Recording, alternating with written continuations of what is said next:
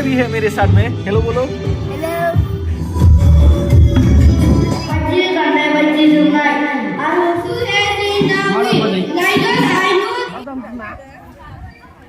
Bijakku jauh puraya. फोरोंगिरि सानखौ माब्ला बबे खालाराव फालिनाय जायो? फर्स्ट प्राइज ही तो मिला है ना तुझे। तो हेलो दोस्तों, कैसे हो आप लोग? मेरी नई वीडियो में फिर से स्वागत है। आज सरस्वती है, उसके साथ साथ 26 जनवरी भी है, तो इसीलिए बच्चों का प्रोग्राम कर रहा है। तो दोस्तों वीडियो को लास्ट तक देखिए और मेरे चैनल को सब्सक्राइब कीजिए। मेरा दोस्त था, वो भाग गया देखो। और ये भी है मेरे साथ में। हेलो बोलो। डांस किया कि नहीं बताओ। इसने भी डांस किया है, आप लोग वीडियो को देखेंगे तो देखेंगे, है ना? जोङो मोसागिरि अमथा बसुमतारीखौ नैबे जौसाङाव मोसाफैनो थाखाय गुरै खावलायहरनाय जाबाय।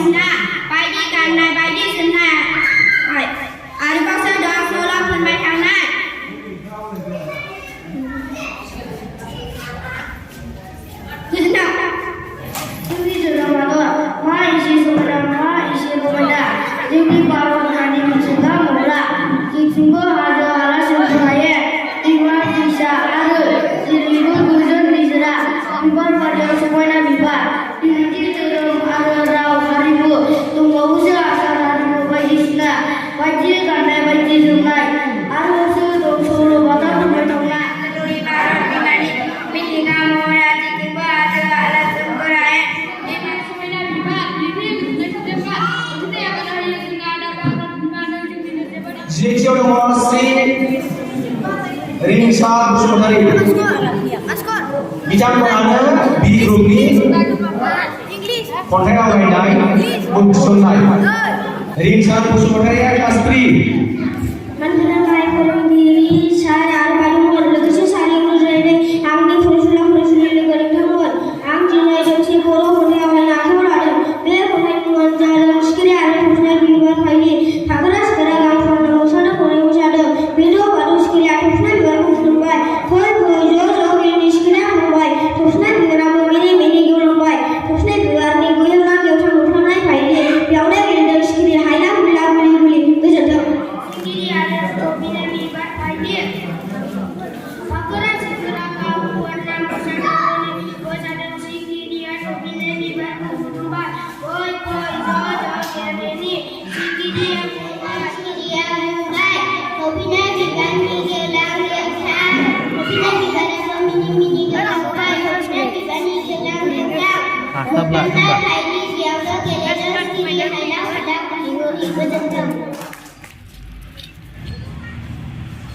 अभी थोड़ा ब्रेक ले लिया।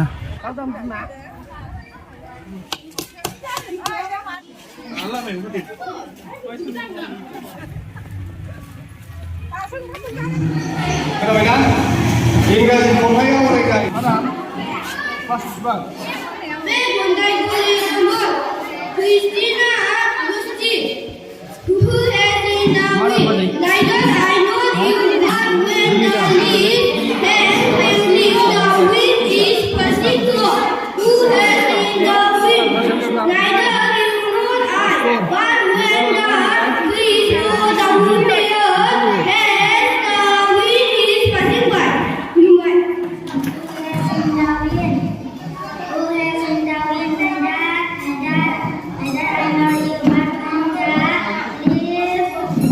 Lalu nak gedeng beli belai.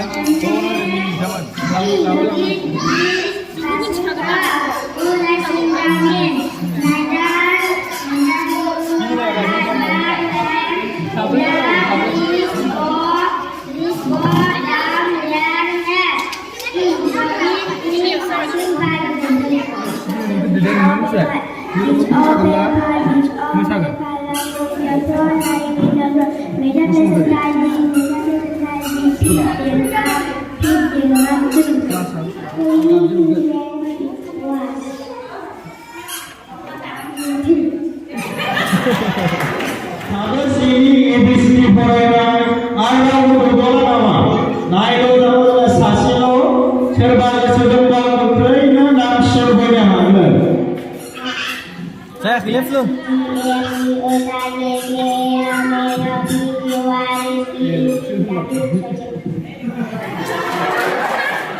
जोंना बेनि उनाव जागोन मिथिस'हायै बोनाय आरो मिथिस'हायै बोनाय जोबनायनि उनाव सोंगाब सोंनाय बादायलायनाय जागोन सोंगाब सोंनाय बादायलायनाय जानायनि उनाव मोसानाय बादायलायनाय जागोन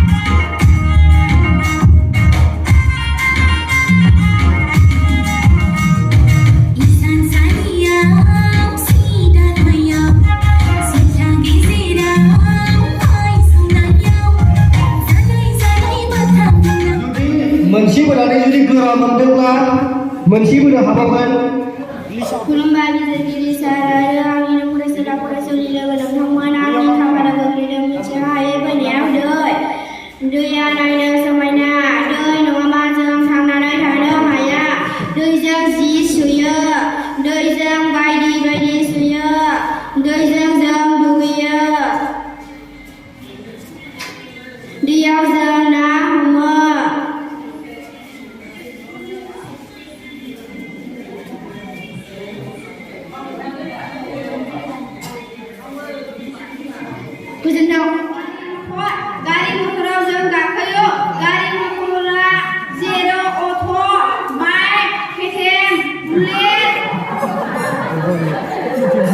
जोंहा नोंहा मिनिनो नाङा नोंहा मिनिनो नाङा बुंबाय था बुंलांबाय था Ada bolero. Kunci. Single dancing. Dance langsung. Usul. Apa ya? Ini dia. Karya lama yang ada. Karya udah gak kaya.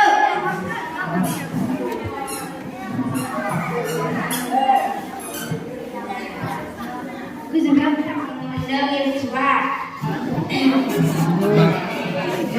Dia bisa tunggu kawin. Masih enggak bisa.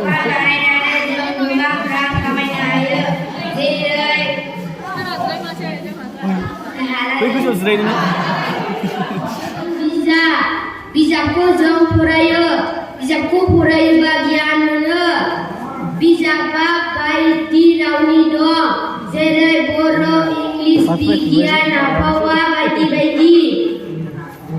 Jangan bijakku naina bijak ni lirnai kau naina likau lirau katiau lirau.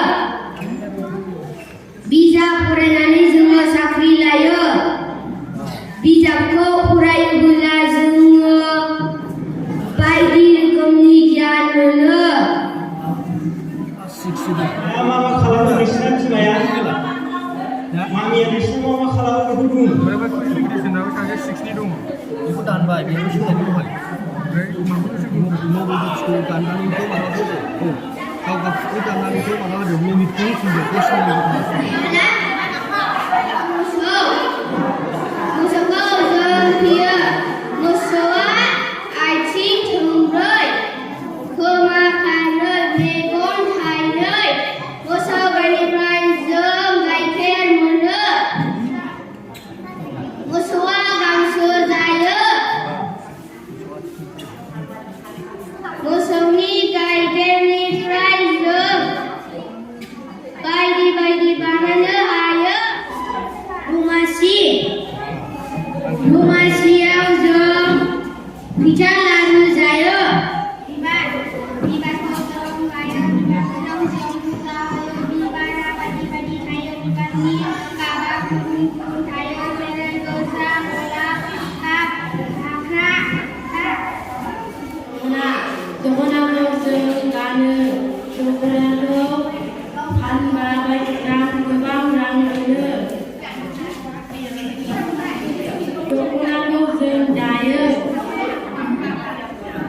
Dokona yang bagi rokom ni kaya. Orang saya yang sama mau orang yang nak ya. अनलाखौ मा मा बेदरजों जायो Kau betul saya. Kami acuan tunggal.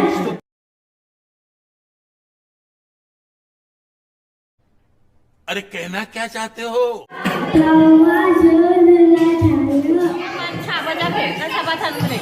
गासै मोनजिथा कुइसन दं मोनसे कुइसनाव सेराव मिथिबाय डाइरेक्ट हायोबा 10 नाम्बार आरो नोंसोर हायालासिनो बिसोर हायोबा 5 नाम्बार मोनगोन बिस्रा मिथिबाय बुजिबाय 30 सेकेन्ड सम मोनगोन दाना ग्रुप ए दिनाव डाइरेक्ट कुइसन फोरोंगिरि सानखौ माब्ला बबे खालाराव फालिनाय जायो राइट एन्सार ग्रुप एआव 10 नाम्बार माइखौ बाहायनानै से बोसोराव बेसेबां दान थायो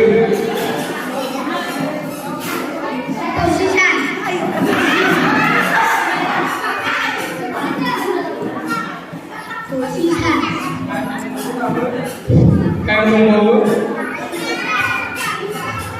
से बोसोराव बेसेबां दान थायो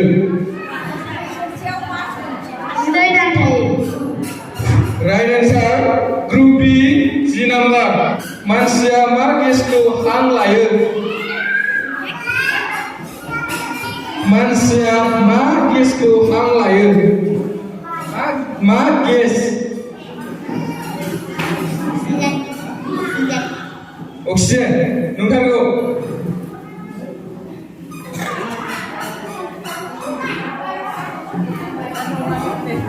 राइट आंसर ग्रुप सी दाना group D Direct question.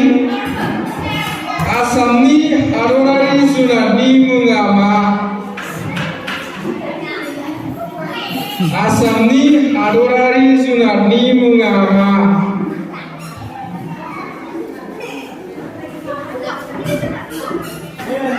Busa.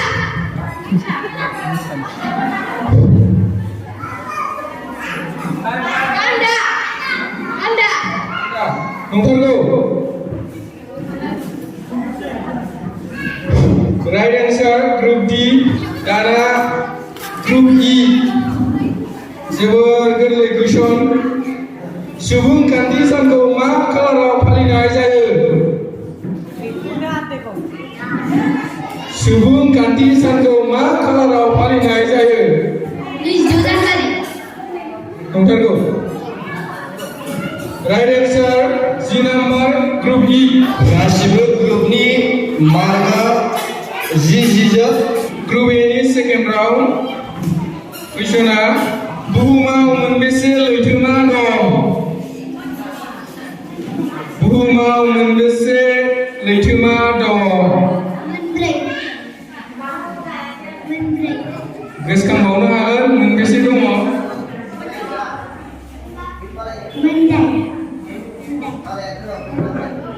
टाइमा दाना ग्रुप बी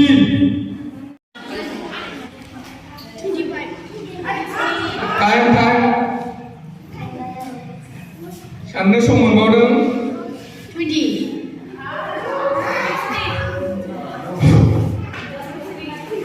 गोसोखांबावनो हागोन टाइमा दाना ग्रुप सी बुहुमाव मोनबेसे लैथोमा दं?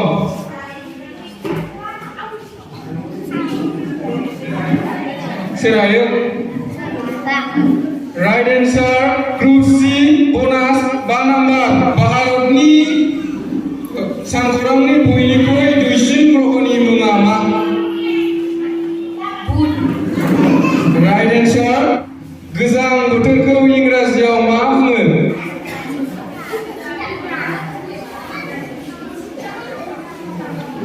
टाइमा गोजां बोथोरखौ इंराजियाव मा बुङो? ग्रुप इ हाया टाइमा दाना ग्रुप ए नाव थांसिगोन बे कुइसना गोजां बोथोरखौ इंराजियाव मा बुङो?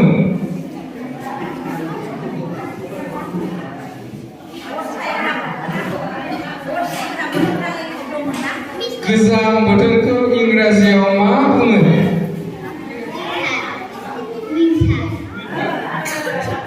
Right answer bonus point group A 5 marks थोंजों सोंनाय बर'नि बिफा होनना सोरखौ बुङो? बड'फा उन्दुनाय.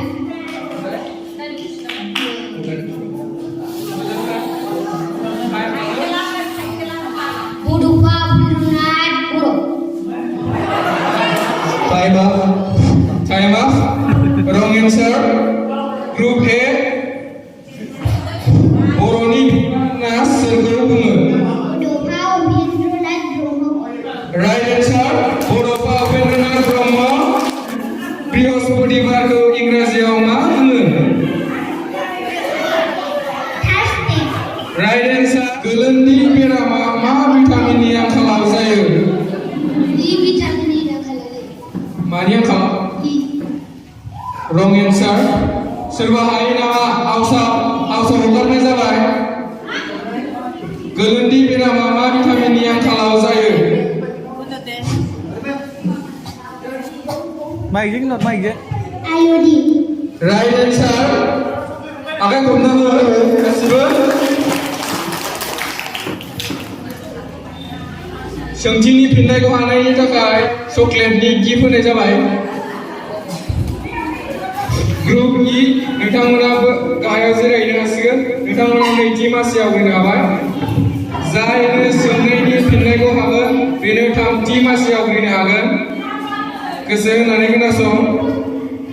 बुहुमनि बयनिख्रुइबो देरसिन हादरमानि मुङा मा?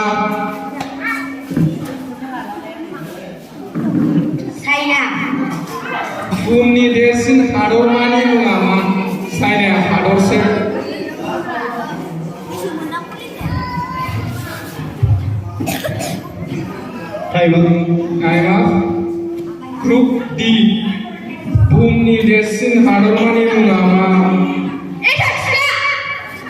रं एन्सार बुहुमनि बयनिख्रुइबो देरसिन हादरमानि मुङा मा सोर थैजानाय हिन्जावखौ मा बुङो रान्सि राइट एन्सार बिथांमोना 30 मासियाव फैनो हाबाय नाबिया Basumatary class 1 basic memorial English school आरो जोबनायाव दङ मिस गिलिना बसुमतारी क्लास 4 जोंखोल मेयर एकाडेमि दानिया गिबियावनो मिस जनकश्री औवारिखौ मोसानो थाखाय खावलायहरबाय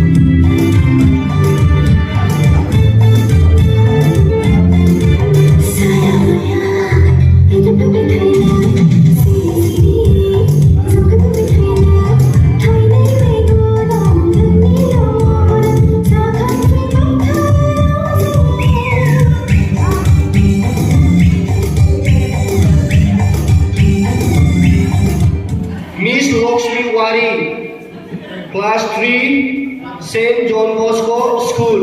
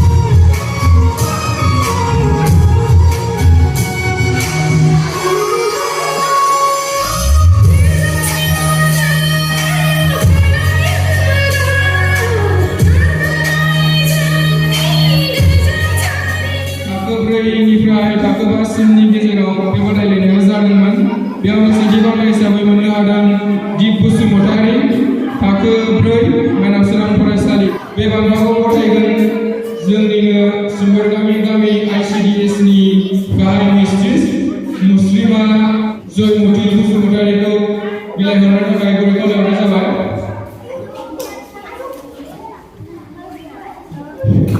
जोबोद साबायखर बावबाय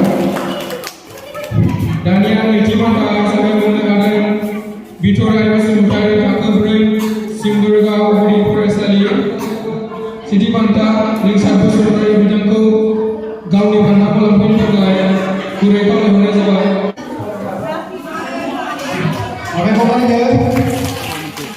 दोनों को भी प्राइस मिला है इनको फर्स्ट प्राइस 2 मिला है इसको सेकंड प्राइस मिला है ना फर्स्ट प्राइस ही 2 मिला है ना तुझे मा मायाव मोनामलाय ओमफ्राय नोंना थाजिमना बर'आव मोनसे मेरा नाम तो कभी भी इसी प्राइस से दूर दूर तक रिश्ता नहीं था।